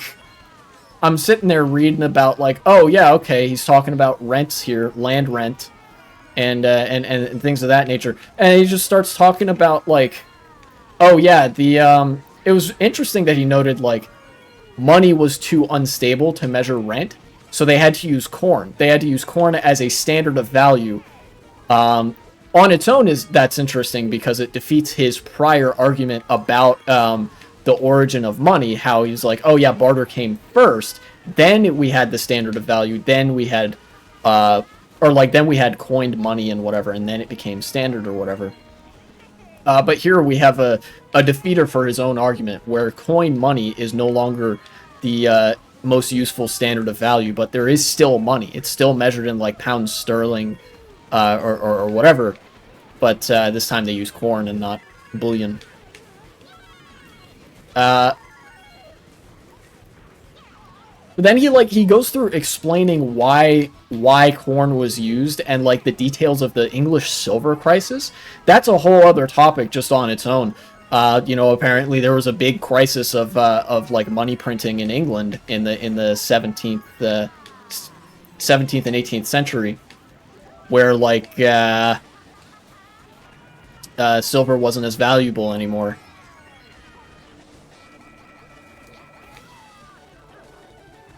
Ah, thank you, Scaffold. Very cool.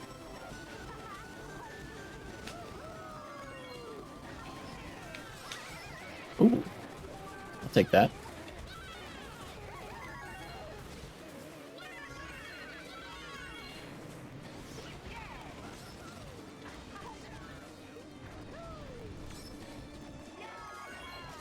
Oh,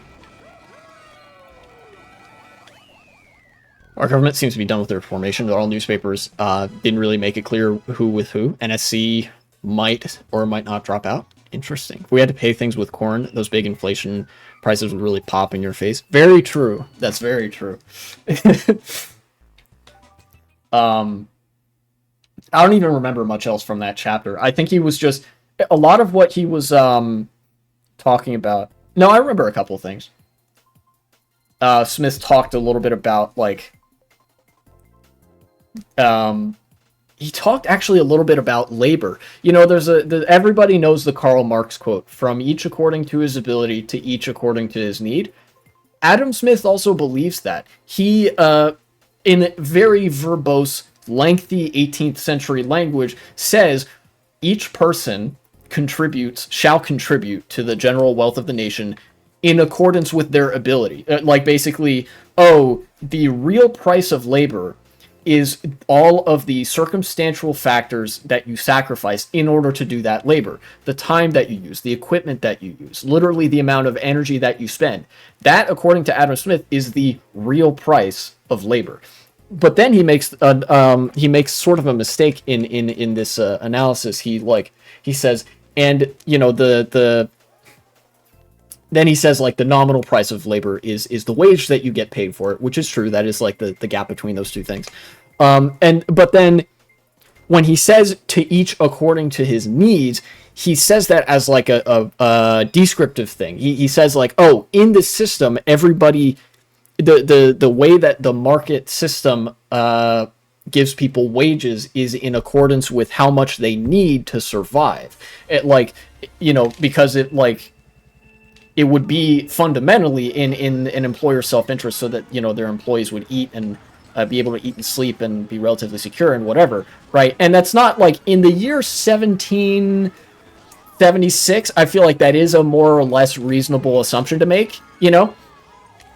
But, you know, time ended up proving him wrong there because we've seen there are plenty of places, workplaces in the U.S. and in very underdeveloped places in the world where people are not paid enough to meet their basic needs. You know, in the United States, there's a crisis that wages are so low, like the minimum wage being $7.25 per hour at the federal level.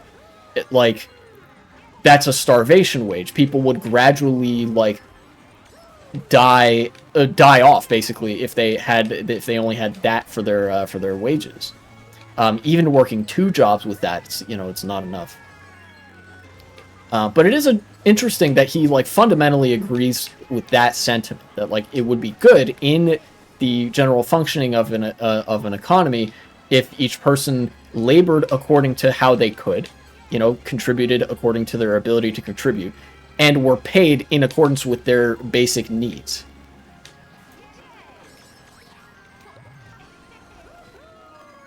Did Twitch just learn my country exists? Really? What about that?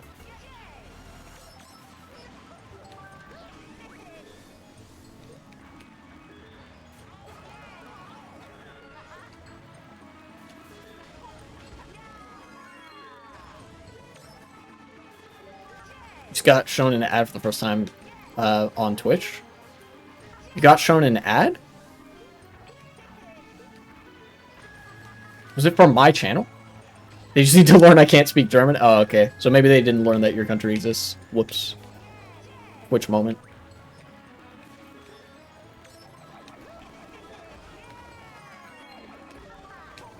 E. Yeah, right now? Really? That shouldn't be happening on my channel. Yeah. You've been getting those each and every time before you get to watch the stream? That's a problem. I will have to figure that out, because as far as I know, those ads are turned off. You shouldn't be getting those. God damn it. Another one, Indian farmers protesting as well now. Ah, okay. Yeah, Adam Smith is kind of waffling in his book. I'll see where he's going with any of this. When I get to the end of book 1, he's going to start talking about like stocks and stuff, and most of the chapters have been like 10, 20 pages long, and then I'm going to wade into a 40-page chapter followed by a 60-page chapter. That's going to be fun. We'll see. I have a feeling, though. I have a feeling that Adam Smith is going to say a couple interesting things, and then he's going to, like... He's just going to be full of hot air, basically.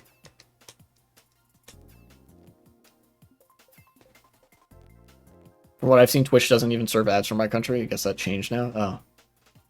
Madagascar just made a law saying that anybody who does bad things to children get castrated? Shit, dude. That seems like a bit much. I'll be real. Like, doing bad shit to kids is some of the worst crimes that you can commit. Castration, though, I don't know if that's like a... I don't know if I would count that as an appropriate punishment for that.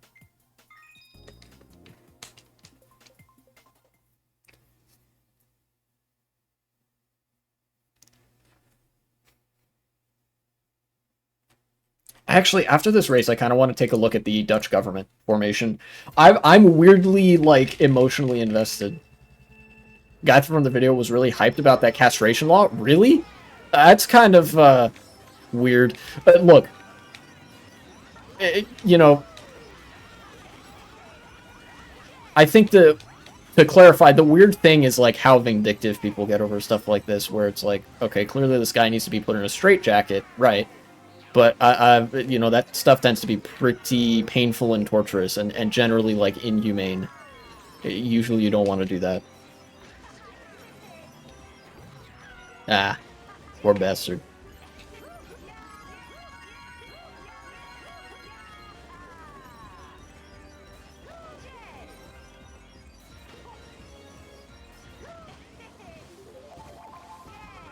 I see. Throw this now, I suppose. Somebody's gonna hit that fake item box, I know it. Oh, wow, that was a good shock.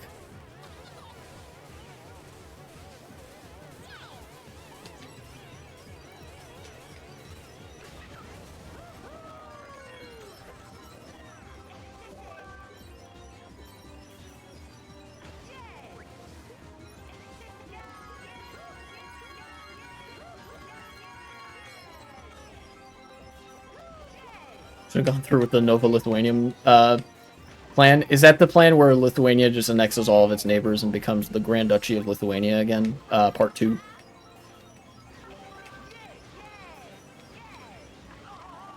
God damn it. Oh, okay.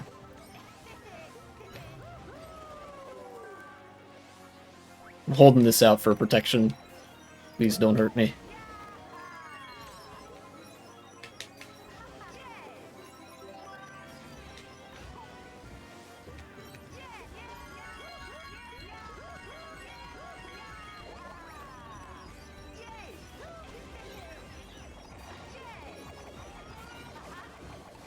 Oh, I got him. Oh, that was a extremely hard fought second place. I know eating corn with kids is bad, but you don't have to get punished for it like Middle Eastern style. As soon as people know, you'll already be puked out by society, let alone your family if you have one. Yeah, I think the social stigma that comes with having done that is a good supplement to, you know, obvious, you know, prison time that should come with that, and time in like rehab centers. Like, no, doing bad things to children is bad, actually, and it's important to get that ingrained in people's brains so that they don't do it. Nova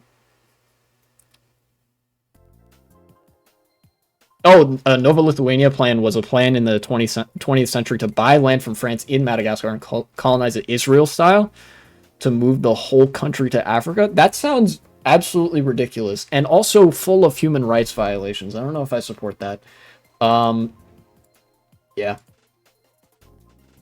But it would make for the funny timeline, so, you know, who knows.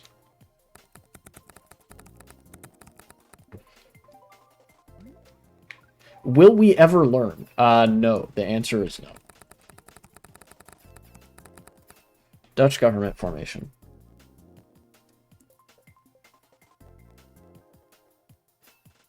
Oh, wow. 1v3. You weren't kidding. Dutch government formation still a puzzle 12 weeks after election. And this is from yesterday. Okay. Right-wing majority government. Efforts to form a government in the Netherlands are back to square one 12 weeks after an election won by the PVV, the anti-Muslim populist party over there, the Nationalist Freedom Party. But they're short of a majority, so they can't do that on their own. They've been trying to form a coalition with the center-right VVD and the Farmers Party, the BBB, well, Farmer Corporation Party, thank you, centrist NSC. Okay. And that would give them a majority, but... Dude, that's kind of wild. Honestly, how wild would it be if my prediction came true that, like, the way the far right gets defeated in the Netherlands is they keep winning elections and not doing anything, and then they have to have another election, and then they don't do anything. It's like the fucking cycle. Election happens, far right party wins, form government, infighting over immigration, government collapses, have election, right wing wins election, fucking repeat all over again. I would actually love that. That would legitimately be the best case scenario for how to defeat fascism in the West. Is that, like, yeah, if there's like nothing for them to campaign on, but they win the election on a protest vote, and they like do nothing and then collapse the government, and they just do that enough times, they don't have a party anymore.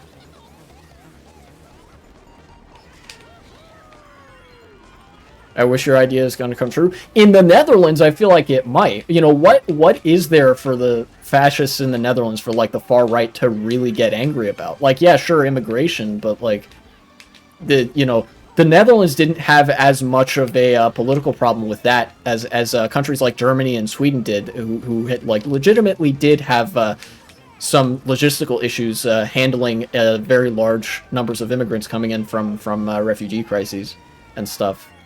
There just isn't the kind of dissatisfaction and unrest in the Netherlands that makes fascist policymaking actually feasible or possible. All the mistakes are made by Mark Rutte, but that's really it. Yeah, and this is... get your popcorn, guys. You know, this is going to be fun. This is going to be interesting. Of course, it's going to come with some associated negative consequences anyway. We weren't the fifth happiest country for nothing. True, that's absolutely true. Got time for one more race, probably. You know, there's going to be some austerity measures, if they even get that far. Because, they're all right-wing parties here, but... like... It seems like as soon as the far right gets into power, the wheels grind to a halt and they all start scratching their heads, caveman style, and then they start hitting each other with clubs, and then the government collapses. If they can just do that enough times, a left party will eventually win and do something good. That'll be cool. Right-wing minority government. Let's see. Oh, interesting. The NSC has been resisting forming a coalition with the Dutch Freedom Party, which is like the Christian Democrat Party, something like that. The NSC. Most logical step now would be for the three right-wing parties to cobble together a minority government, to which NSC said he would consider giving outside support. Okay. The Netherlands is usually governed by majority coalitions. Yeah, that makes sense. Theoretically, combinations of other parties could try to form a government. For example, the Green Left Labour Alliance. And it seems like everybody here would be competing over the attention of NSC. CTGP Revolution. Welcome to chat, Wave Dasher. Good to see you here. Funny how the Belgians suck without us. Yeah, I guess. I don't know. Look. the Netherlands and Belgium are the two certified funny countries in Europe where the government doesn't work, but it's like, oh, the government doesn't work. But then the fascists get into power and you're like, wait a minute, the government doesn't work. And then it like just keeps going around like that forever. Certified nothing ever happens moment.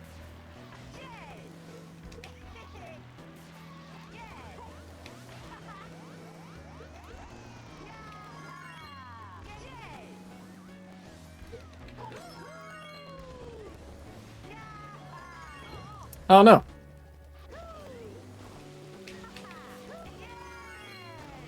I'm not that far behind, actually. That's pretty good, I think.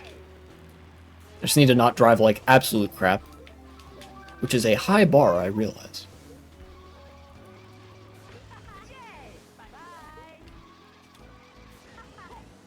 Fair enough, we both have our problems to deal with. In like a bazillion years. Yeah, that's true. Unfortunately, like, obviously climate change is going to hit those countries really hard, but I think that there's a couple prototypical examples of how, like, dealing with the far right plays out. And Netherlands is a good example of one of those, where it's like, oh, when there's not really anything to really get people upset over, but, you know, the far right is on the rise, so inevitably you have some far right parties there, like, what really happens? And, you know, we've seen what happens. In other countries, it's a lot uglier because there are things that the far right has an easier time getting people really upset about. You know.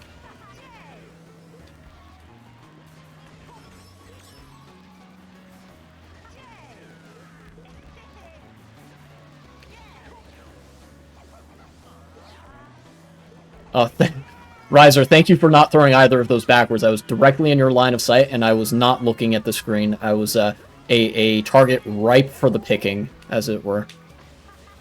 Well, now, ow. That shock happened at a pretty good time. Oh, wait, it was lap 3. I didn't even realize. Whoops. Imagine a Lithuanian version of Israel. That would be so wild. So wacky. Alright. Pretty good session, I think. Hope your wise words will give us some good future. Yeah, hopefully. Hopefully. I just hope you guys have a strong, like, labor movement. And not like Labor Party, but, like, you know, unions and stuff. Because that, like, makes or breaks working class politics in liberal capitalism. Technocratic government. Let's see. I want to get through the last bits of this article. Let's see. You could offer a government with looser ties to the parties. Oh, this is interesting. I've never seen this before. Part of Lithuania, so you'll be safe. That's true. Once the whole world is Lithuania, we will all be safe. It'll be great. If the three right-wing parties fail to agree on a detailed coalition pact, they could opt for a government with looser ties to the parties, mostly consisting of outside experts who would seek shifting majorities in parliament for their policies. I actually kind of like that idea. I know it could go wrong, like everything can go wrong, but a technocratic government that relies on the support of various MPs in parliament, I kind of like that. Maybe. I mean, of course, in before they parade in all the fake experts from the big corporate think tanks and whatever. Omzicht has also proposed taking the idea of a technocratic government a step further to allow a larger group of parties to nominate independent figures to a cabinet that would not be bound by agreements with parties in parliament. Huh.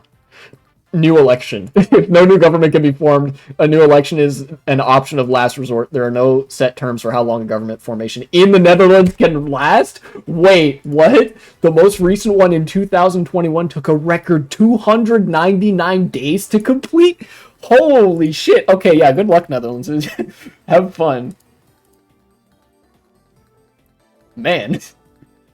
Dude, Dutch politics is actually super interesting. It's almost like there's not as many negative consequences when shit goes wrong because the Netherlands is in such a secure economic position. Granted, climate change, blah, blah. Like, those workshop ideas do sound interesting, but at the same time, I feel like this cycle is going to continue to play out. Right wing wins election, forms government, massive infighting, government collapses, have another election, right wing wins, form government, infighting, government collapses, you know? Anyways. Thanks for sticking with it all to the end. It's been a good stream. I don't think any segments are gonna come out of this. Yeah. We're screwed. That does not work for English words. I think it does. It worked well enough for me on my end. Unfortunately, it doesn't seem like anybody I know is really live right now. Don't know if I'll do a raid.